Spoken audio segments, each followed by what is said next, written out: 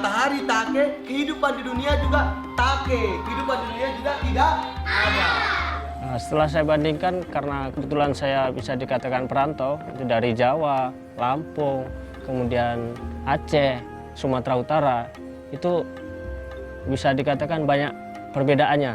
Nah, dari perbedaan inilah kita bisa mengatakan bahwa Indonesia itu banyak budaya, banyak bahasa, dan keanekaragaman yang ada di Indonesia ini sungguh-sungguh luar biasa.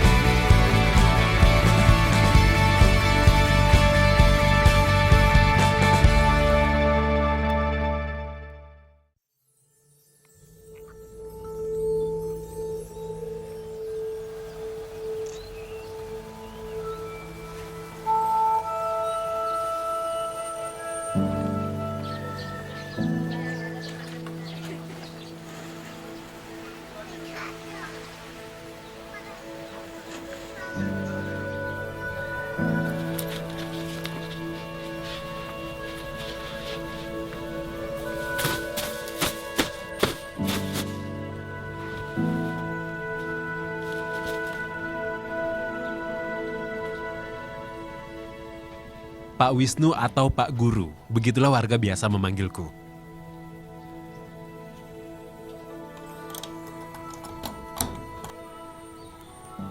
Aku menjadi wali kelas 4A, juga mengajar mata pelajaran IPA, IPS, dan Bahasa Indonesia di kelas 5 dan 6 SD Impres Bau Pukang. Selama setahun, aku menjadi tenaga pendidik di sini dalam program SM3T. Program cetusan Kementerian Pendidikan dan Kebudayaan untuk mengisi kekurangan guru di daerah terdepan, terluar, dan tertinggal. SD Impres Bau Pukang terletak di Desa Babo Kerong, Kecamatan Nagawutung, Kabupaten Lembata, Nusa Tenggara Timur.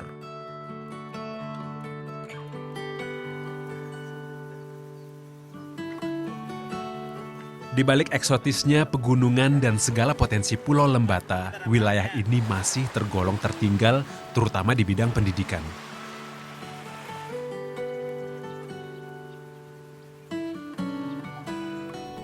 Dengan bekal pendidikan guru sekolah dasar di Universitas Syah Kuala Aceh, aku mengabdikan diri di sekolah ini.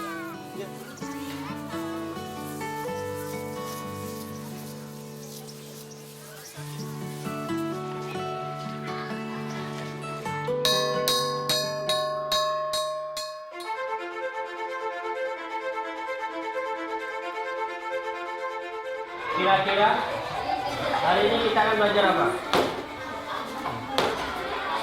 Sumber bunyi. Ketika kalian tadi menjawab salam dari Pak Guru, kenapa bisa bersuara? Kita bisa bersuara itu karena ada getaran tadi. Sekarang karena kita belajar tentang sumber bunyi, kita ingin mempraktekkan sebuah alat pesawat sederhana.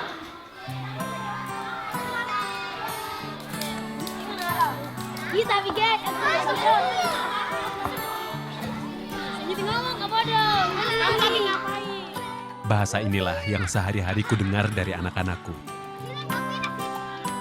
Meski sudah hampir setahun di sini, perbedaan bahasa masih menjadi kendala bagiku dalam berkomunikasi. Dialek dan tatanan bahasa yang berbeda membuatku sulit memahami bahasa ini. Bahasa Lama Holot. Kendala bahasa ini cukup menghambat efektivitas penyampaian materi. Aku sering harus menjelaskan sampai detail sebuah benda jika memang anak-anak tidak mengetahuinya dalam bahasa Indonesia.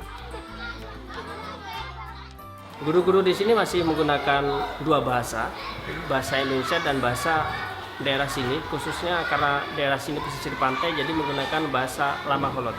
Matahari bentuk neganai. Ya, bentuknya bundar toh. Nah, seperti aku, seperti bola. Kalau matahari take, kehidupan di dunia juga take. Kehidupan di dunia juga tidak ada. Memang, bahasa daerah memudahkan penjelasan saat belajar mengajar. Namun saat di sekolah, penting juga membiasakan bahasa Indonesia agar mereka siap berinteraksi dengan anak-anak di seluruh Indonesia. Matahari terbit dari mana? Coba sekalian praktekkan. Tarik yang kuat. Meski aku membiasakan komunikasi dengan bahasa Indonesia, saat pelajaran masih sering kujumpai anak-anak menggunakan bahasa daerah.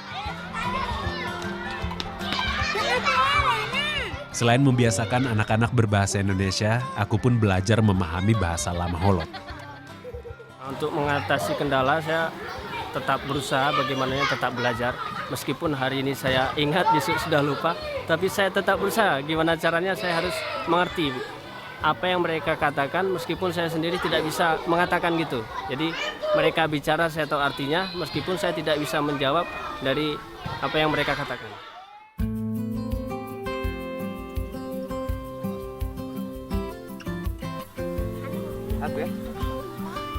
Aku bukan satu-satunya guru pendatang di sini.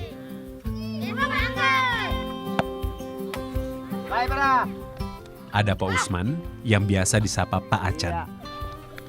Mio dikodasi.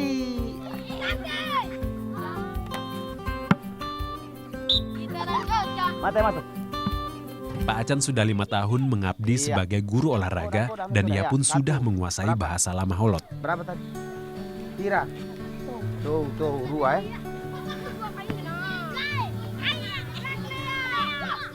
Tangkap tidak?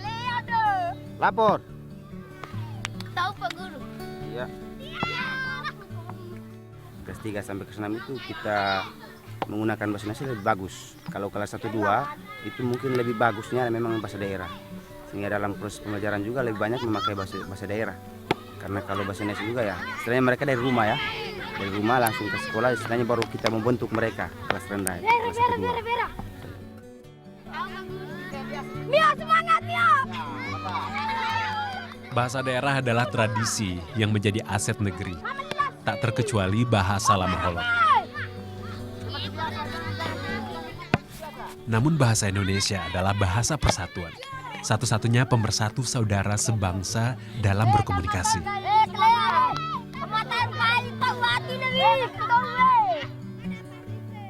Bagaimanapun juga, kedua bahasa tersebut penting untuk dilestarikan seluruh generasi penerus bangsa.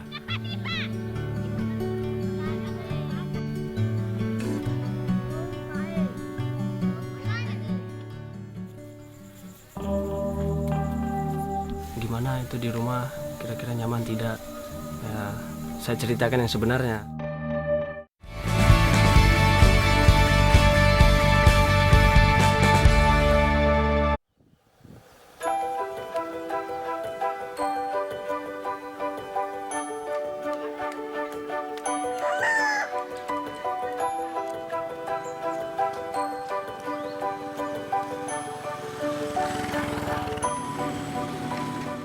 Sebagai anak transmigran, aku sudah biasa merantau. Aku sering ikut orang tua berpindah tempat tinggal. Mulai dari Wonogiri, Lampung, Aceh, hingga merantau ke Sumatera Utara saat kuliah. Dan kini, aku berada di Lembata. Di musim kemarau dari kota menuju desa Babokerong dapat ditempuh sekitar 1 jam. Namun jika musim hujan, waktu tempuh jadi lebih lama karena jalan berlumpur. Terlebih saat air sungai sedang meluap. Kita harus melewati sungai. Kemudian di sungai itu kalau pada musim hujan itu banjir. Jadi kita kalau menyeberang sendiri tidak bisa. Kita harus perlu bantuan orang lain, setidaknya 4 atau 5 orang untuk memikul motor, sepeda motor yang ingin kita pakai. Kemudian kalau kita juga ingin menyeberang, kalau tidak mau basah, ya harus dipikul. Dan secara otomatis untuk biaya itu ada biayanya. Namun aku yakin, roda pembangunan yang terus berputar suatu saat akan menjangkau wilayah ini.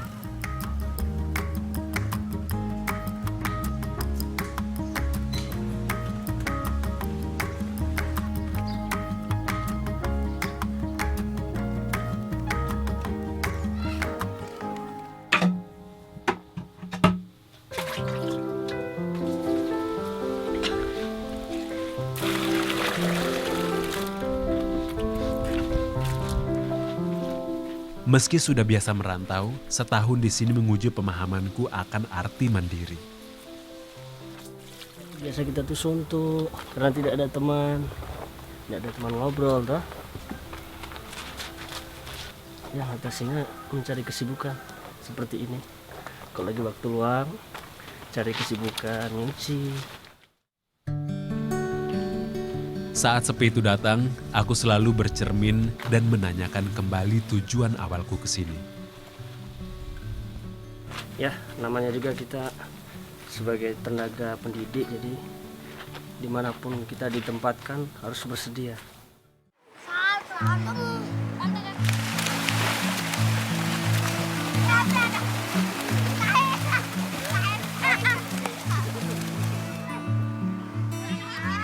Sore hari menjadi waktu aktif di desa Babokerong. Ibu-ibu membeli ikan hasil tangkapan para nelayan untuk dikonsumsi atau dijual kembali. Sore hari juga dimanfaatkan pemuda desa untuk berolahraga. Aku dan Pak Acan seringkali ikut bermain bersama warga sekedar untuk mencari keringat sekaligus mempererat silaturahmi. Dalam setahun tak terasa rutinitas Babokerong telah melekat padaku.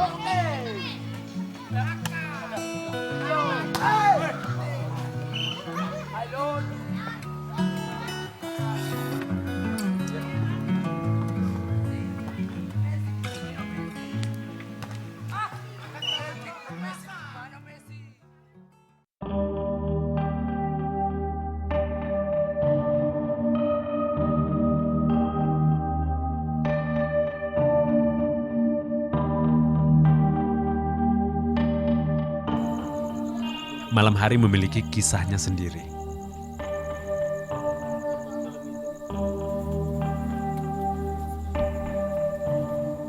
Berbagai cerita mistis dari warga tentang tempat tinggalku sempat membuat ngeri.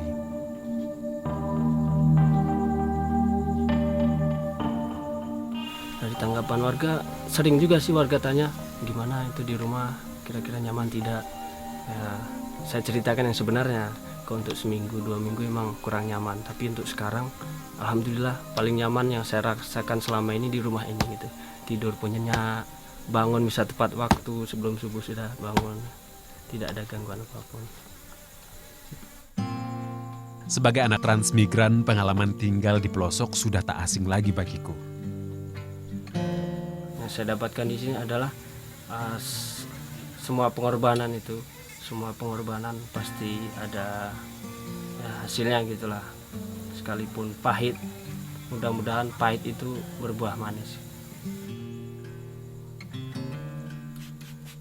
Listrik yang hanya tersedia pada malam hari kumanfaatkan untuk menyetrika. Malam hari juga menjadi waktuku menyusun rencana pelaksanaan pembelajaran atau RPP, sekaligus menjadi caraku memecah keheningan malam. Menjadi guru dan mendidik anak-anak selalu menjadi motivasiku. Apapun kondisinya dan dimanapun aku ditugaskan, semangat anak-anak selalu menjadi pemacu utama bagiku. Anak-anak itu kan lugu gitu, polos. Dia jujur, begitu jujur. Ya, kalau melihat kita sedih, dia langsung tanya kenapa Bapak sedih. Itu yang membuat kita itu gimana ya, rasa tertarik untuk mendidik dia itu emang sangat tinggi gitu.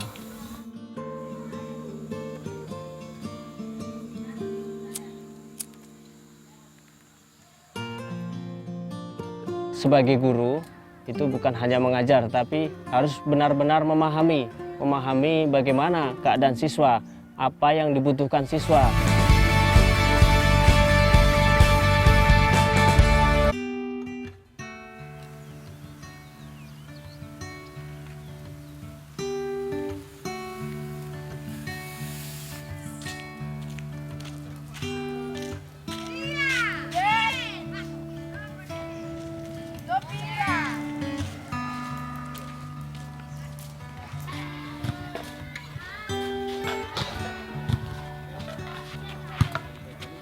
Olahraga menjadi kecakapan unggulan di SD Impres Baupukang.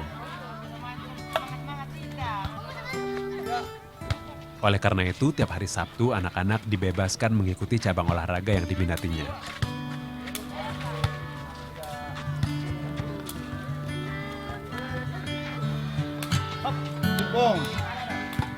Pak Acan bersama guru lainnya sepakat membagi tugas sebagai pendamping untuk masing-masing cabang olahraga. Tapi untuk kegiatan latihan khusus untuk di cabang masing-masing nanti dipercayakan kepada pendamping untuk menangani. Tinggal dicari waktu yang tepat. Setiap tahun selalu ada perwakilan siswa yang dikirim mengikuti Olimpiade Olahraga dan Seni Nasional dan selalu mendapatkan prestasi. Pada gelaran Olimpiade tahun ini, Siti Jainab akan menjadi pendatang baru di cabang bulu tangkis.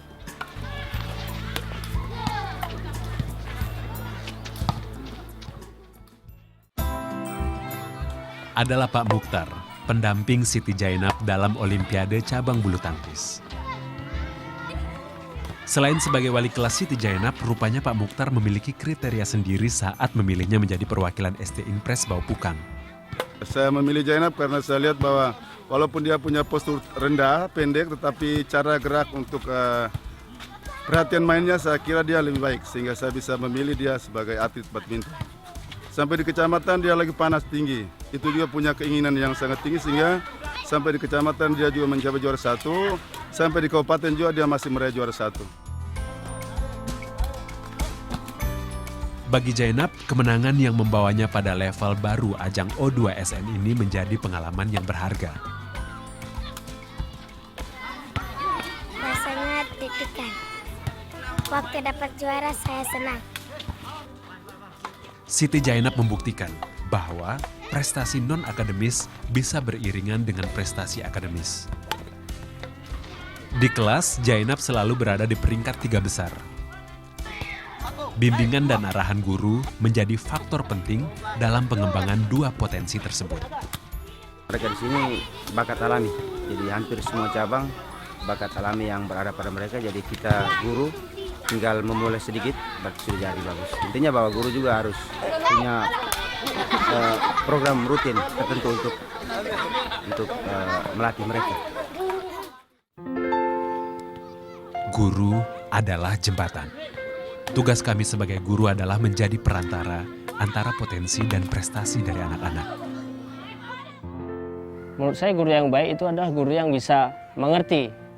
Jadi tugas guru itu bukan hanya mengajar saja, ya, mengajar, mendidik dan melatih itu adalah salah satu tugas guru. Jadi kalau bisa sebagai guru itu bukan hanya mengajar, tapi harus benar-benar memahami bagaimana keadaan siswa, apa yang dibutuhkan siswa, itu kita harus tahu.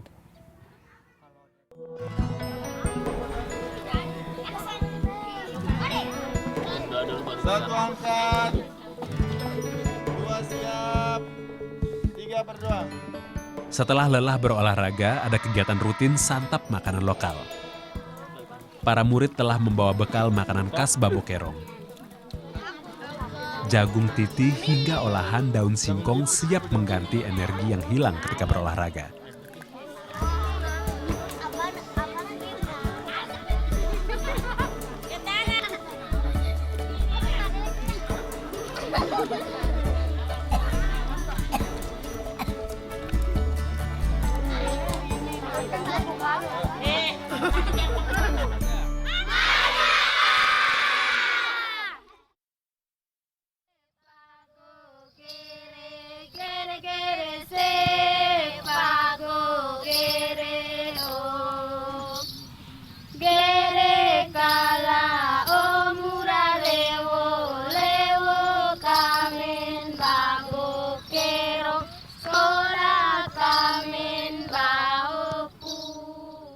Wujud pelestarian tradisi juga kujumpai di bidang seni.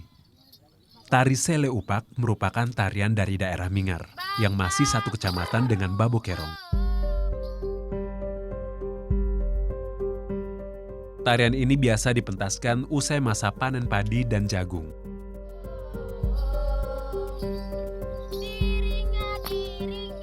Anak-anak kelas 6 akan mempersembahkan tarian yang telah dimodifikasi ini menjelang kelulusan. Tarian ini mengisahkan tentang jasa bapak dan ibu guru yang selama ini mengabdi di sekolah. Bagi anak-anak, guru adalah perantara atau jembatan menuju kesuksesan masa depan.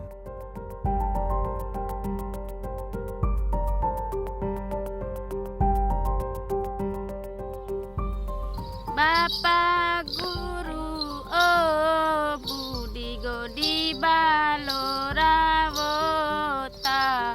Oe oe beloka joto pada kapai go galete. Oh.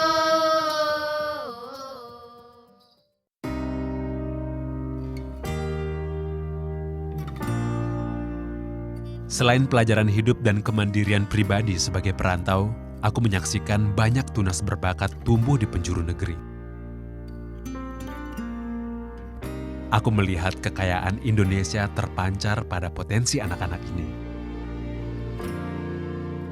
Merekalah yang akan melestarikan budaya, tradisi, dan kearifan lokal Pulau Lembata. Saya ingin Indonesia ke depannya ini bukan hanya sekedar menggemborkan banyak adat, banyak kebudayaan, tetapi harus dibuktikan. Baik itu dari pemerintah, itu harus benar-benar menggali informasi dan kalau bisa ditayangkan, bukan hanya sekedar cerita. Kalau negara itu banyak budaya, banyak bahasa dan banyak sebagainya, itu harus dibuktikan agar seluruh Indonesia bahkan seluruh dunia itu mengetahui bahwa Indonesia ini benar-benar kaya tentang kebudayaan.